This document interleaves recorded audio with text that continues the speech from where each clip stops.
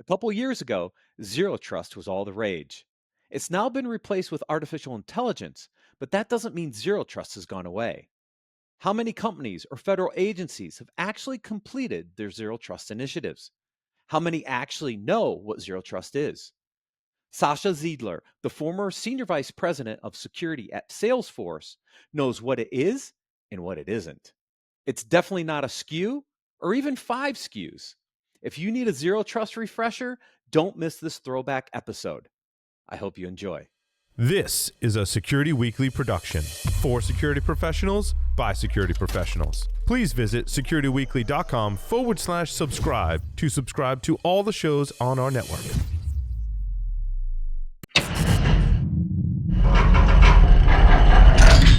From the Security Weekly Vault, it's the show where we explore the business of security to improve the security of business. Your trusted source for actionable insights on leadership, communication, and innovation. Get ready for Business Security Weekly. Saša is the Senior Vice President of Security Assurance at Salesforce, where he leads a global organization and is the executive sponsor for strategic corporate security initiatives such as Zero Trust. Prior to Salesforce, Saša spent nearly 2 decades working in the energy sector in various security and non-security roles, working on strategy, enterprise security and architecture, software engineering, ERP systems designs and integration, program and product management, planning, and stewardship. He is a member of the Ford's Technology Council, a fellow at the Cyber Readiness Institute, a member of the Black Hat CISO Summit Advisory Board and Black Hat Content Review Board, and an active member in various organizations such as InfraGard, ISACA, and ISSA. Saša, welcome to Business Security Weekly. Thank you so much, Matt, Tyler, and Lee. It's a pleasure to be here. I can't wait to get into the topic. Yeah, me too. We have a similar background a little bit. I came out of nuclear power. You came out of the energy side. We were talking about this on the prep call the other day, and I want to bring you back at some point to talk about homegrown CISOs. But we're going to talk zero trust today. And this is a topic we've covered pretty often on this show this year with the executive order around implementation of zero trust at the federal agency levels. Lee's going to have some very interesting insights on the work that has to happen there. But one of the challenges, as we know, is zero trust is 5 core domains. It's not a single product. It has to cover things like identity and devices and network and data and applications. And so what's interesting about this topic is your title is Zero Trust is not a SKU. And my first response is, yeah, duh. Yeah, you're absolutely right. Except I think the challenge is not everyone knows that. Right. If you go to the trade shows, certainly if you look at the architecture, that might be coming out of a number of vendors, I think everyone's trying to sell you something zero trust related. And many are making claims that, by buying their product or tool or solution, you're effectively buying zero trust. And I think just a little bit of disambiguation is probably needed for, the non-core professionals and experts in the space to realize what zero trust is and maybe more importantly, what it isn't. And I think the tagline of "it's not a SKU" helps get the message across that you can't go buy zero trust. It's not 5 SKUs either, right? Because again, it's more than just about product. Right? I think is the big kind of part of this discussion, right? Is you can't just solve zero trust by buying a bunch of products, trying to integrate them together. So let's start thinking about, where do you start with zero trust? Like, before you even think about technology, what's the first thing, if you want to implement a zero trust environment, zero trust architecture, like, where do you actually start? Yeah, that's a great question. I actually wish it was 5 SKUs. I wish I could just go buy 5 things and now I have zero trust. My argument, I won't claim that I'm right, but I will claim that it's in the right direction, that it probably all starts with source data. And I know that might not be the most popular comment because it sounds sort of non-exotic. It's not a red or purple team and it's not some sort of, ninja tool, but it starts with how good your source data is. So for example, how can you secure something that you don't know that you have? So, how good is your asset inventory? How good is your privilege management? How good is your asset management? How good are some of those core IT things that I would say, I've kind of been arguing for a while, as have others, that your best ROI in security comes from sort of very non-exotic things. It comes from just being really good at the basics, at the fundamentals, and at hygiene. And what I'm hoping to get the message across in this interview and others is that don't go down the path of buying and deploying tools until you've assured that the things that will give your zero trust program a higher chance of success are in place already, like asset management. I was going to say, isn't there even a lower level question of what do we hope to gain by going down the zero trust path? Define what the endpoint and the reward is? Totally agree. I think a number of folks see it as a way to implement MFA, right? Or replace VPN. And, those are all, I think we would all argue on this show, the wrong answer. But the right answer is a little bit more nuanced and complicated, right? I think you're absolutely right. We should start with the end in mind to say, what is the desired outcome? Is it we want to reduce blast radius? We want to make mergers and acquisitions, less risky by not having to open up our whole environment, but pieces of it at a time. We want to make remote work better enabled while still secure. Sort of what is the end goal? And then work your way backwards. I think you're dead on, Lee. I was going to ask, are there situations in which the zero trust domains can be implemented if you have not started down some of those fundamentals or basic paths? And are there great use cases? Like you were saying, you guys have a ton of mergers and acquisitions. Are there good use cases where you can implement those as a risk reduction or mitigation in order to substantiate a better starting point as you start to get those mergers and acquisitions? Yeah, I think it's a great point. I think just back to what Lee was saying, as long as you've defined that end goal for yourself or the use case, and you're going into a clear-headed knowing what you're expecting to get out of it. So to your point, right, if you'd like to make mergers and acquisitions better and more secure, and that's the end result, then replacing your traditional VPN with some sort of a software-defined perimeter product to allow micro-tunneling or more precise access to resources. If that's the goal and that's what you accomplish, great.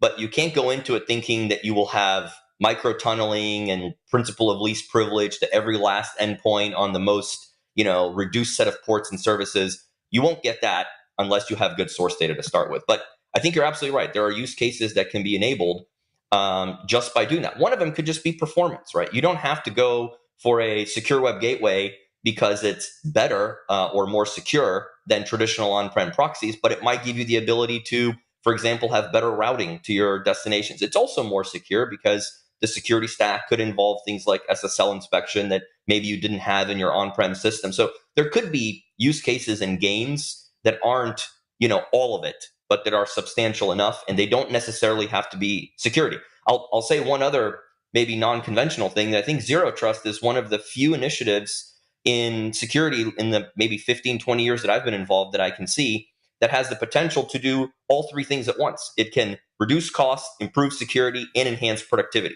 Normally, you get one or maybe two of three, and you feel happy about it. But I feel with zero trust, there's the potential for all three. But if we do it the right way, which I think is the point, right? We covered an article 2 or 3 weeks ago from Gartner that says, by 2025, 60% of organizations will attempt to implement zero trust and half of them will fail, right? So although it has the potential, there's also a lot of risk and unknown in implementing these zero trust architectures. And what I find so fascinating, because we've talked about this for years, it starts with just basic asset management. CIS has hardware and software inventories is at the top of the list as part of their critical controls. But yet it's not very sexy. It's coming back. There's a lot of cybersecurity asset management plays out there now, and a lot of investment going into core asset management. But for a long time, nobody was really interested in having really good asset inventories. But if that is the foundation, does that renew, hopefully, for organizations, why assets are so important? Because that data is so foundational to then drive to the rest of your zero trust architecture, right? Yeah, I think this story in some ways is almost a repeat of the cloud story, right? When the cloud story first started, the potential, right, the built up potential and promise was huge, but it always came with that appended if done right. And how many cases do we know where people have gone cloud and it has actually turned out disastrous because their bill was 3 times. They weren't aware of, what it looks like when you have a water meter for a service. for infrastructure as service hosting or things like that. So it's no different than cloud. It's also when done right. I think that's an important disclaimer in zero trust as well. Are there massive challenges in order to we've kind of adopted this hybrid cloud, the SaaS application model where everybody is integrating everything? Does that change how the zero trust domains and or implementation happens? And is there additional risks from things like SaaS applications and what those integrations end up having to entail for your cost or maintaining and management of those? Yeah, I think it's a trade-off. I think this is another one of those things that is not talked about enough. So for example, I think we would all argue that by and large, single sign-on is a great thing, right? Having token-based assertions and once you sign in once, having then a seamless experience is a great thing, and it is. But it also means that one thing now becomes that much more important to secure versus having separate logins for different things. So I think the SaaS paradigm and federation between providers, tight integration between providers, web hooks flying everywhere, embedded iframes between products and origin domains. I mean, all of those things make the experience so seamless, but at the same time introduce a tremendous amount of potential risk. Once again, like Matt said, if not done well. Right. Yeah. When I think about what kind of my thesis has always been application, user, data security first, which are 3 of the 5 domains, right? What's missing out of there is the network and the endpoint. And depending on whether you're full SaaS or a combination of hybrid cloud and other things, you may not own the network and the endpoint. So I've got asset inventory, right? So I've got my software ties into the application side. I got my hardware ties into the endpoint. Identity has to play in here. You talked about single sign-on, but even just some of the fundamentals around identity. The other big thing I've seen, having gone to Identiverse, which was a conference that Cyber Risk Alliance now owns from Ping Identity, is there's a lot of different identity players trying to solve identity from lots of different components. That has to come together, I think, to have a better identity component to zero trust. Like, there's a lot of things in the identity space besides single sign-on and MFA and privilege access management, just 3 of many, that still have to come together to really solve that pillar of zero trust. So where do you start from an identity standpoint?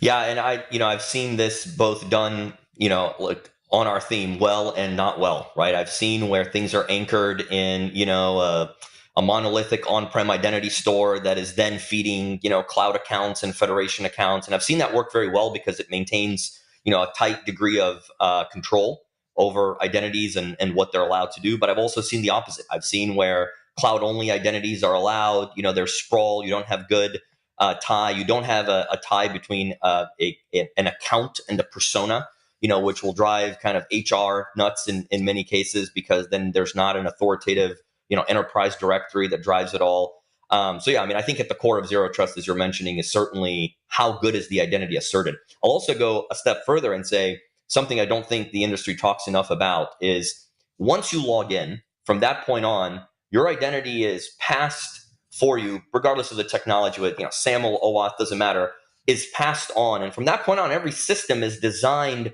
to trust that initial assertion. But I haven't seen technologies that validate or scrutinize the strength of the assertion. In other words, if I logged in with a username and password, that should be a different strength of assertion than for someone who logged in with 2 out of band factors or 3 and biometric and all these other facets. But once you generate that SAML or whatever the claim is, it doesn't care about the strength of the assertion from any systems that it then passes that identity to. Well, I've actually seen that.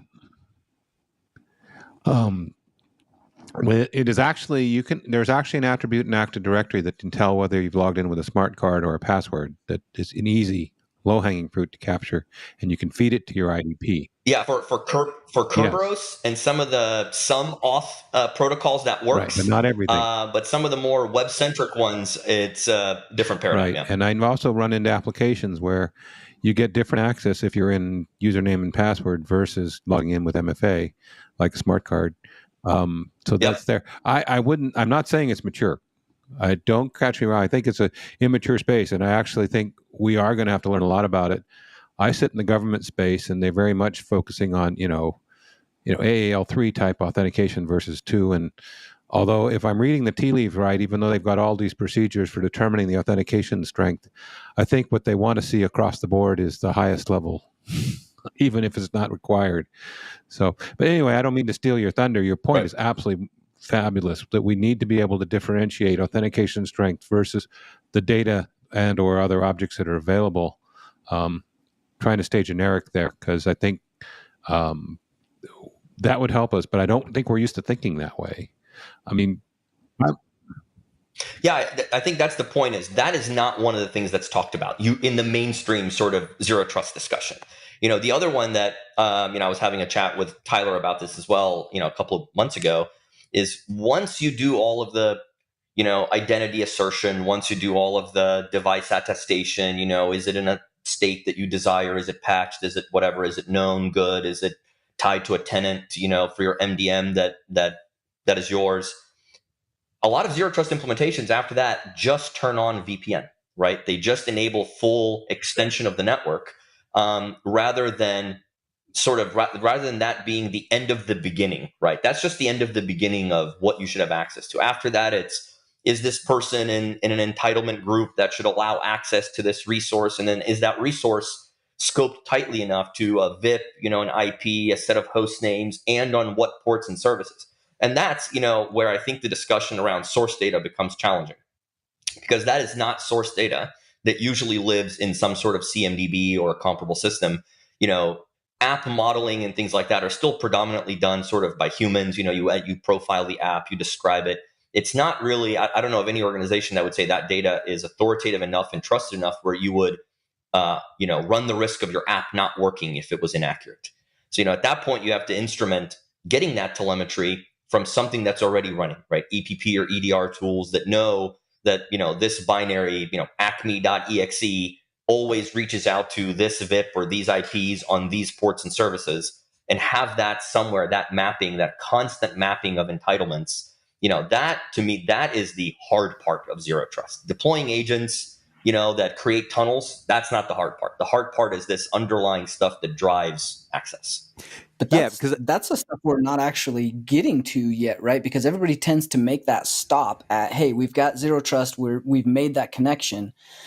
Like you said, these single sign-on, SAML, all the things that attackers like to blend in with and ride on the back of, like after those connections are made, you're pretty much given that VPN connection and that free reign because there's not a lot of visibility. So is that providing us a false sense of security and maybe even a visibility gap because of where we think that zero trust is getting us to? I think you're spot on that after the connection, that's where the bad stuff happens. That's where the attackers love to live. And that's where you're going to see stuff. So that false sense of security, is that a big issue with a lot of the vendors that are out there?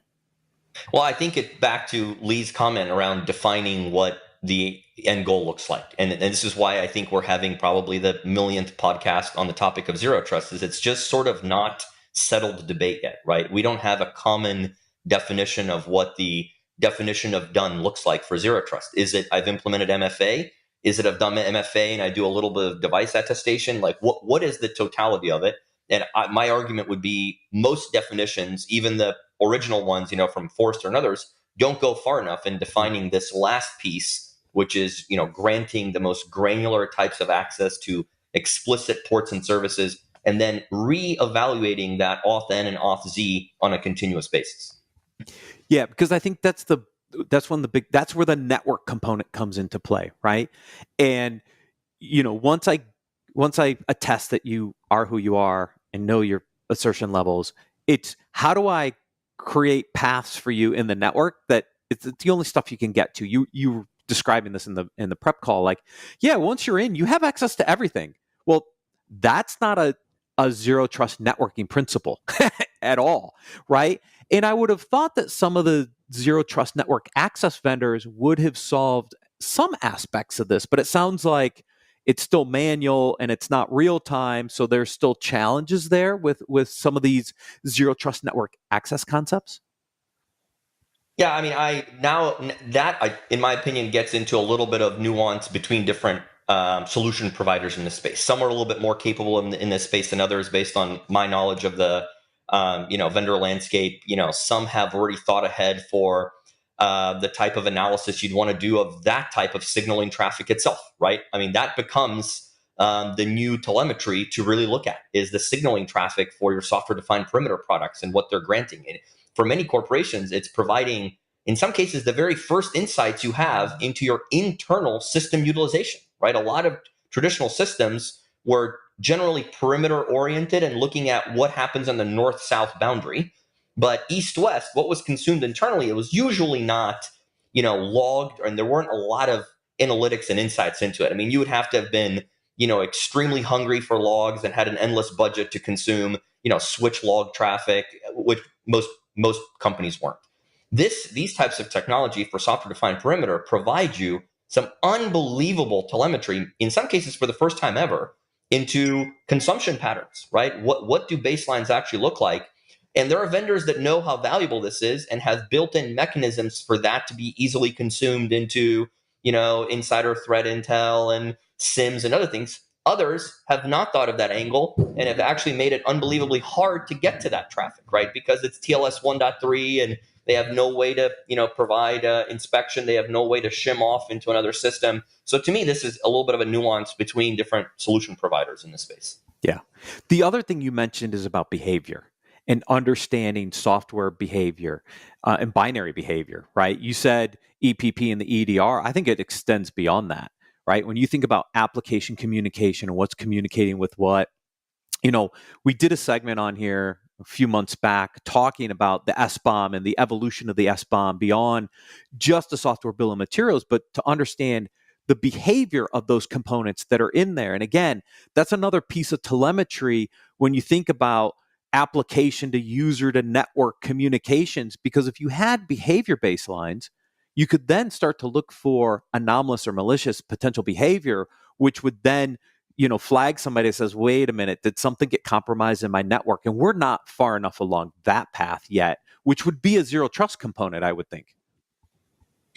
Yeah, I mean, I think you're scratching on like a couple of other topics and something that is just completely not talked about in our industry, but should be. If you rewind back to kind of the early days of allow listing, right? It became a problem to manage. So you had companies, I think NSA put out its own, and maybe CIS or a number of these, internet kind of standards bodies put out lists of known good, which would tell you this binary is good, so you can add this to your XML file. Of course, that would completely destroy your endpoint performance because those XML files only ever grew. They didn't shrink. And I think a lot of that pattern is happening now with trying to understand the behaviors of binaries. So to your point, acme.exe, what ports and services did that connect out on TCP or UDP? Does it ever do inbound or only outbound? Like knowing those known good patterns, I think is going to become increasingly important for binaries. And it's almost like we need a cyber UL or something for binaries to tell us the known good pattern so that the EPPDR and other, security tools that can look at these patterns and evaluate them, the behavior can say, yes, this is consistent, or actually statistically speaking, this one binary is actually behaving anomalously compared to the baseline we've been given for it. That's a great use case. And this is actually where I am excited to see some of the really good ML hierarchy charts that looks at those statistically anomalous behaviors, because from an attacker side, that is very difficult to hide. I can't detect when something is detecting a behavior. I can detect when there's a honey token. I can detect if there's things there that, are probably not right, but I can't detect when I'm acting in a way that I shouldn't be because I don't have a baseline. And when you start to add in some AI and ML to those, that has really good outlined statistically diagrammed charts of behavior, that becomes very difficult to actually circumvent. A lot of the traditional circumventions that we've seen as an attacker, that becomes null and void. You just have to utilize it. And if you're trying to get C2 out, you have to communicate. So there's no way around what you're doing. And that's a good way to get detection and get caught. That telemetry is going to be increasingly important as we move forward. Yeah, the other space that I would mention in this, kind of along the theme of what are the areas not being talked about enough, I think we just nailed a few of them. I think another one is, we talk a lot about, binary trust and is this pattern of behavior good or not? But all of that is assuming that we don't have an underlying rootkit, already living at, Firmware? ring 0 or kernel level, right? So to me, another space that zero trust, and I guess it would fit sort of most neatly into the device domain, but the device trust should also have a much stronger focus on, is this device compromised or not? And most people assume that device has one firmware, one UEFI or something. Most typical laptop models have over 45 components, each of which have their own firmware, their own patching that's required, and most of that is completely overlooked.